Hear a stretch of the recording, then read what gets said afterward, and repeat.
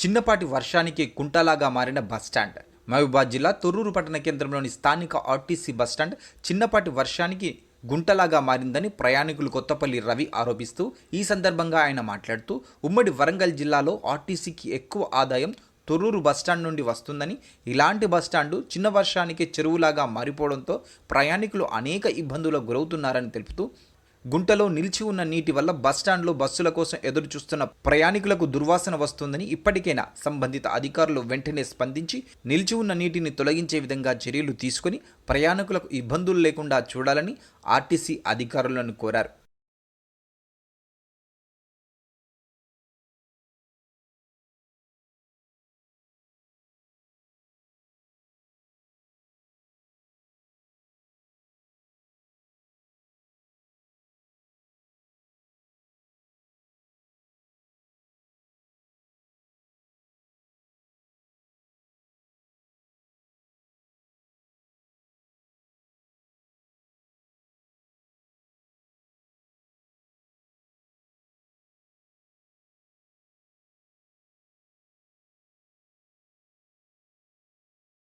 నా పేరు కొత్తపల్లి రవి, మహబూబాబాద్ జిల్లా తొర్రూరు బస్టాండు చాలా అగ్లీగా తయారైంది. 4 చినుకులకే ఒక సముద్రాన్ని, చెరువును తలపించే విధంగా ఇక్కడ నీళ్లు నిలబడి ప్రయాణికులమైన మాకు చాలా ఇబ్బంది అవుతుంది. బస్సు ఎక్కడానికి దిగటానికి బస్టాండ్లోకి వద్దామంటేనే రాలేని పరిస్థితి ఉంది. బురద, నీళ్లు, గుంటలు బాగా ఏర్పడి ఉన్నాయి. ఈ బస్సు ఎక్కడానికి దిగటానికి కూడా చాలా ఇబ్బందికరమైన పరిస్థితి ఉన్నది. ఈ ఆర్టీసీ అధికారులు, ముఖ్యంగా డిఎం కానీ ఆర్ఎం కానీ తక్షణమే జోక్యం చేసుకొని తొర్రూరు బస్టాండును ఈ నీళ్లు, గుంటలు, ఈ బురద లేకుండా చేయాలని చెప్పి మేము కోరుతున్నాం.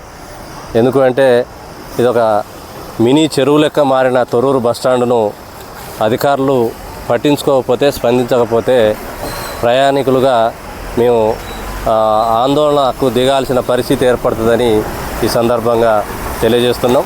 ప్రయాణికుల సౌకర్యార్థం ఆర్టీసీ అధికారులు వెంటనే ఈ సమస్యను పరిష్కరించాలని చెప్పి విజ్ఞప్తి చేస్తున్నాం.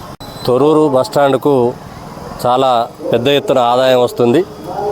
ఉమ్మడి వరంగల్ జిల్లాలోనే తొర్రూరు ఆదాయం ఆర్టీసీకి ఎక్కువ సమకూరుతున్న తొర్రూరు బస్టాండ్లో ఈ దుస్థితి నెలకొనటం అనేది చాలా సిగ్గుచేటు.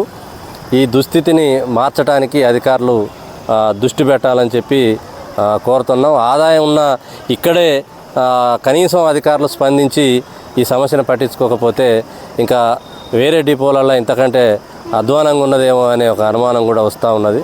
కాబట్టి అధికారులు స్పందించి యుద్ధ ప్రాతిపదికన ఈ